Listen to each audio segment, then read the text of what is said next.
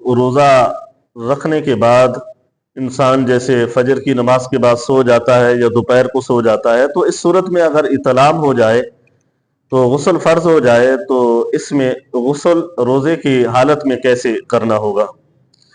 تو اس روزے کا حکم کیا ہوگا؟ پہلی بات تو یہ ہے کہ احتلام ہونے کی صورت میں روزے پر کوئی حرج نہیں آتا، روزہ نہیں ٹوٹتا، البتہ غسل کرنے میں تھوڑا سا احتیاط کرنا ضروری ہوتا ہے۔ جیسے ہم عام دنوں میں غسل کرتے ہیں، اس میں جب روزہ نہیں ہوتا تو ہم کلی کرتے ہیں، غرارے کے ساتھ ناک پر پانی چڑھاتے ہیں، نرم ہڈی تک پہنچانا ضروری ہوتا ہے۔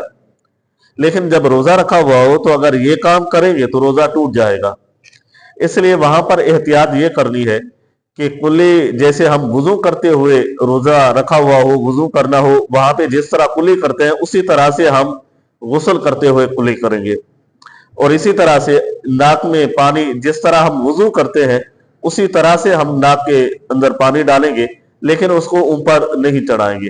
اگر ہم نے اوپر چڑھایا تو پھر یہ روزہ جو ہوگا پھر ٹوٹ جائے گا، لیکن احتلام ہونے کی وجہ سے روزہ نہیں ٹوٹتا۔